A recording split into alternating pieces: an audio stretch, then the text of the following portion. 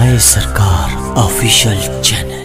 अल्लाह जब किसी से नाराज होता है रिस्क नहीं छीनता, आबो दाना बंद नहीं करता, सूरज को हुक्म नहीं करता कि इसके आंगन में रोशनी नहीं फैलानी, चांद को नहीं रोकता कि तेरी किरणें इसके वेड़े में नहीं पड़नी चाहिए, बल्कि अल्लाह जब किसी से नाराज होता है सजदों की तौफीक छीन लेता है। सजदों की तौफीक छिन गई तो फिर समझो अल्लाह नाराज है, अल्लाह राजी नहीं है। और अगर सजदों की तौफीक नसीब हो जाए, किसी ने वासफ अली वासफ मरहूम से पूछा था कि कैसे हमें पता चलेगा कि हमारी नमाज कबूल हो गई है, तो उन्होंने कहा था एक नमाज के बाद दूसरी अता हो जाए तो समझ लो पहली कबूल हो गई है। तो नमाजों का नसीब होना ये अल्लाह की रिजा और अल्लाह की खुशनुदी की दलील है, और सजदों की तौफीक का छिन जाना ये अल्लाह की नाराजगी की दलील है। मैं और आप देखें कि हम कहां खड़े। देखिए दौलत तो कुफार को भी मिलती है, अल्लाह दौलत उसे भी देता है जिससे राजी है, उसे भी देता है जिससे नहीं राजी, लेकिन सजदों की तौफीक उसे ही देता है जिस पे वो राजी है। तो पंजगाना नमाज शियारे जिंदगी बना लीजिए, नमाज कज़ा ना होने पाए। कयामत के दिन बेनमाजी उस सफ में खड़ा होगा जिस सफ में नमरूद खड़ा होगा, जिस सफ में हामान खड़ा होगा, कारून खड़ा होगा, शद्दाद खड़ा होगा।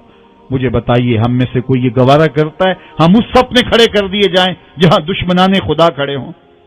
आज कोई नमाज पढ़े या ना पढ़े, हशर के दिन हुक्म होगा कि अल्लाह के हुजूर सजदा करो। हर कोई सजदा करना चाहेगा, जो नहीं पढ़ता वो भी करना चाहेगा, लेकिन बेनमाजी की कमर अकड़ जाएगी, वो आरज़ू रखने के बावजूद सजदा नहीं कर पाएगा। कुरान बताता है कुछ लोग जहन्नम को धकेले जा रहे होंगे, उन्हें कुछ लोग पूछेंगे मा सलकाकुम फी सकर, तुम जहन्नम को क्यों जा रहे हो, क्या हुआ तुम्हें? तो वो जवाब में क्या कहेंगे, लम नकु मिनल मुसल्लीन, हम नमाज नहीं पढ़ा करते थे।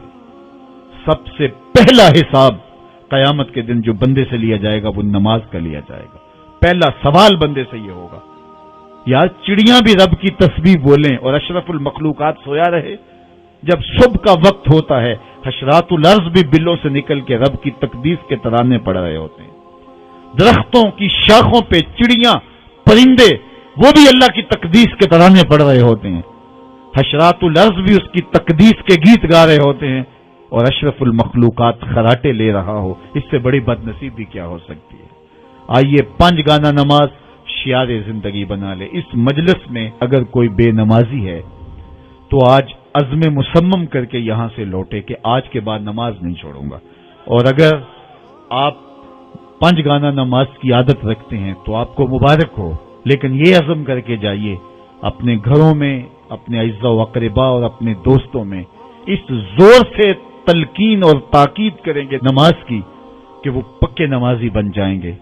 बंदा बंदगी से सजता है, जिंदगी आमद बराए बंदगी, जिंदगी बेबंदगी शर्मिंदगी।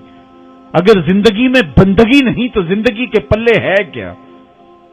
उलमा ने लिखा है कि ये सारे दरख्त हालते कयाम में हैं, चौपाई हालते रकू में हैं, मेंढक तशहुद में हैं और हशरातुल अर्ज़ सजदे में हैं, और इंसान अशरफुल मखलूकात है। इसकी इबादत में दरख्तों का कयाम भी रखा गया और रुकू भी रखे गए और सजदे भी रखे गए और कादे भी रखे गए, इसलिए ताकि इसकी इबादत तमाम मखलूकात की इबादत की जामे बन जाए।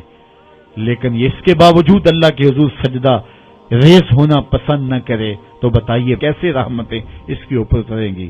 खुश नसीब तो वो हैं जो पंजगाना नमाज अदा करने के बाद तहज्जुद भी कज़ा नहीं होने देते, सजदों से अल्लाह के हुजूर हाजिरी पेश करते हैं। सबसे ज्यादा बंदा अल्लाह के उस वक्त करीब होता है जब सजदे में सर रखा हुआ होता है।